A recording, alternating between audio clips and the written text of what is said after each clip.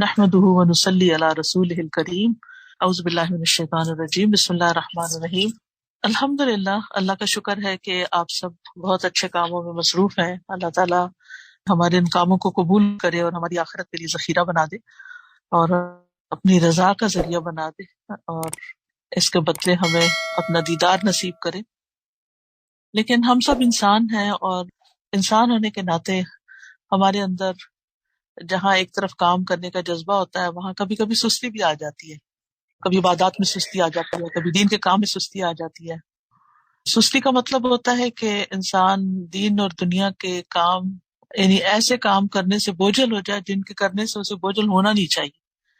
یعنی نماز آنکھوں کی ٹھنڈک ہے اور اسی طرح ہمارا دین کا کام جو ہے قرآن کی تعلیم دینا اور لینا دونوں ہی ایمان بوسٹنگ چیزیں ہوتی.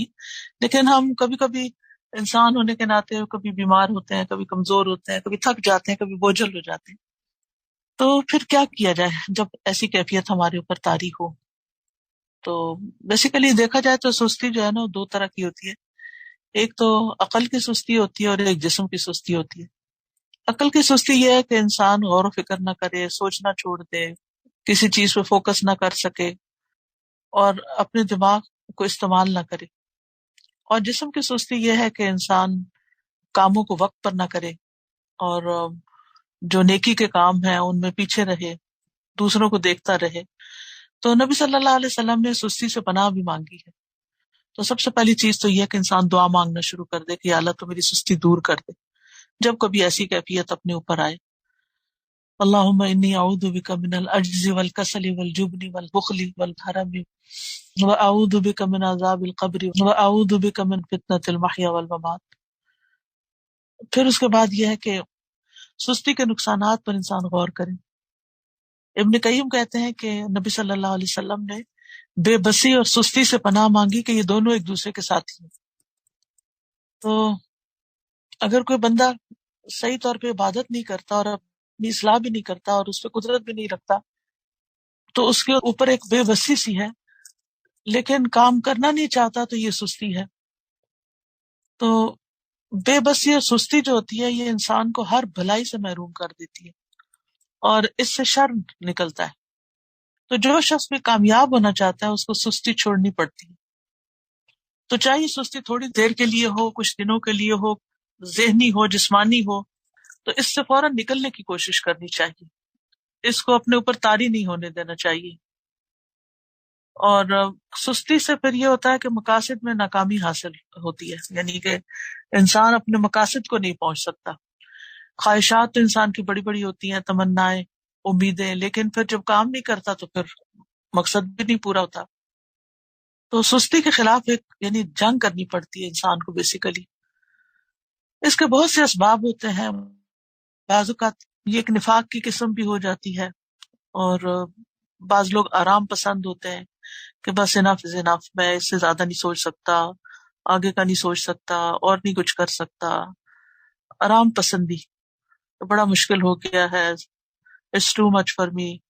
نہیں, جنت کا راستہ جو ہے نا مشکلات سے گھرا ہوا ہے اور جب انسان کو اوپر چڑھنا پڑتا ہے, بلندیاں حاصل کرنی پڑتی تو اس کو سانس بھی چڑھتا ہے, اس سے تکلیف بھی ہوتی ہے. وہ آرام دہ سفر نہیں ہوتا, لیکن یہ ہے کہ اس کے بغیر گزارا بھی تو نہیں نا, وہاں تو پہنچنا ہی پہنچنا ہے. تو یہ جو آرام پسندی ہے اس کو ترک کرنا چاہیے. ٹھیک ہے, ضروری آرام, دن کا قیلولہ, رات کا آرام بس کافی ہے. اس سے زیادہ یہ ہے کہ اب صبح انسٹیٹیوٹ آنے کا ٹائم ہے, نہیں میں نہیں آ سکتی, مجھے تو سونا ہے. رات کو بلا وجہ دیر تک جاگنا اور پھر صبح سوئے رہنا, وقت پہ کام نہ کرنا, تو یہ انسان کے لیے آہستہ آہستہ پھر اسے خیر کے کاموں سے محروم کر دیتا ہے. پھر اسی طرح یہ ہے کہ بعض اوقات کچھ لوگ بس ویسے ان کو فراغت پسند ہوتی ہے کہ فارغ رہیں, بہت زیادہ سٹریس نہ ہو ان پہ کاموں کا. لیکن صحابہ جو تھے وہ فارغ انسان کو ناپسند کرتے تھے. ابن مسعود کہتے ہیں میں اس بندے کو پسند نہیں کرتا جسے میں بالکل فارغ دیکھتا ہوں, کہ نہ وہ دنیا کے کام میں مشغول ہے نہ کسی آخرت کے کام میں. پھر اسی طرح یہ ہے کہ بعض لوگ بس عیش پسند ہوتے ہیں, بس ان کاموں کو کرنا چاہتے ہیں جن میں ان کو مزہ آتا ہے, وہ کام نہیں کرنا چاہتے جو ان کے نفس پہ بھاری ہوتے ہیں. تو ایسی صورت میں پھر یہ ہے کہ انسان کو سوچنا چاہیے کہ اس کا پھر انجام کیا ہوگا.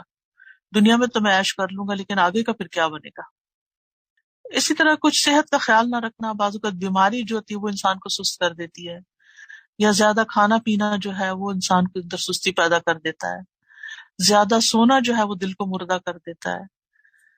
پھر یہ کہ سست لوگوں کی مجلس، اور لوگ کچھ نہیں گھر میں کام کر رہے تو پھر انسان کہتا ہے میں کیا کروں، کوئی بھی نہیں کر رہا، اور ماحول کا بگاڑ جو ہوتا ہے وہ انسان کو بیکار کر دیتا ہے، اور پھر انسان بعض اوقات کاموں کو ڈیلے کرتا رہتا ہے اور ابلیس پر کامیاب ہو جاتا ہے انسان کو بیکار کر کے کہ وہ اپنی زندگی کو ضائع کر بیٹھتا ہے. تو انسان کی عبادات بھی متاثر ہوتی ہیں، خدمت خلق متاثر ہوتی ہے، ریلیشن شپ متاثر ہوتے ہیں. اگر آپ سست ہیں، گھر کا کام نہیں کرتی، یا انسٹیٹیوٹ میں یا کہیں بھی جہاں بھی کام کرتے ہیں کام نہیں کرتی، تو ظاہر آپ کے کولیگس متاثر ہوتے ہیں، آپ کے لائف پارٹنر متاثر ہوتا ہے، آپ کے پیرنٹس متاثر ہوتے ہیں، وہ اڑتے جلتے رہتے ہیں. پھر اسی طرح ایسے لوگوں کا دل بھی سخت ہو جاتا ہے، احساس ذمہ داری ختم ہو جاتا ہے، اور وقت ضائع ہو جاتا ہے، اور وقت کی برکت بھی اٹھ جاتی ہے. تو اس لیے بہت ضروری ہے کہ ہم پر اگر کسی وقت بھی ایسی کوئی کیفیت آئے تو سب سے پہلے اللہ سبحانہ وتعالیٰ سے مدد مانگی جائے. ایک حدیث میں آتا ہے وَاسْتَعِن بِاللَّهِ وَلَا تَعْجِزْ، اللہ سے مدد مانگو اور کمزور نہ پڑو. پھر یہ کہ اللہ تعالیٰ سے پناہ طلب کی جائے، اور صبح اٹھنے کا وقت مقرر کیا جائے، اور پھر باقاعدہ اچھی طرح وضو کیا جائے، کیونکہ اچھی طرح وضو کرنے سے شیطان جو ہے اس کے جو اثرات ہوتے ہیں سوتے وقت انسان کے اوپر وہ ختم ہو جاتے ہیں. پھر ذکر اور نماز سے دن کا آغاز کیا جائے، اور پھر یہ کہ سابقین کی زندگیوں کے حالات کا مطالعہ کیا جائے، اور یہ بھی ذہن میں رکھا جائے کہ سستی جو ہے منافقین کی صفات میں سے ہے. پھر یہ کہ باقاعدہ ورزش کا بھی کوئی پلان کیا جائے، اسٹریچز، ورزش، بریدنگ ایکسرسائزز، یہ بہت ضروری ہے ہم میں سے ہر ایک کے لیے. کچھ نہ کچھ واک کے لیے وقت نکالنا، راتوں کو زیادہ نہ جاگنا، ٹائم پر سونا. پھر اسی طرح یہ کہ اچھے لوگوں کی کمپنی اختیار کرنا جو اس کو وتواصوا بالحق وتواصوا بالصبر کریں. عیش پرستی چھوڑنا، بیکار قسم کی چیزوں میں دلچسپی نہ لینا. آج کل جو بہت زیادہ لوگوں کو متاثر کر دیا اور سست بنا دیا وہ میڈیا ہے، فون ہے، یہ مختلف چیزیں ہیں جن کو لے کے بیٹھے رہتے ہیں لوگ اور پھر کرنے کا کام نہیں کرتے.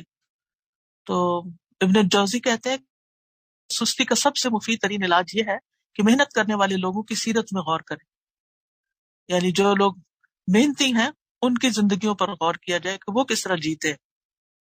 تو یہ چھوٹی سی چند ٹپس ہیں جن سے انشاءاللہ تعالیٰ آپ فائدہ اٹھا کے اپنے اوپر قابو پا سکتے ہیں، تاکہ جو کام آپ کر رہے ہیں اور بھی بہترین طریقے سے آپ کر سکیں. اللہ سبحانہ تعالیٰ ہمیں عمل کی توفیق عطا فرمائے. وآخر دعوانا ان الحمدللہ رب العالمین.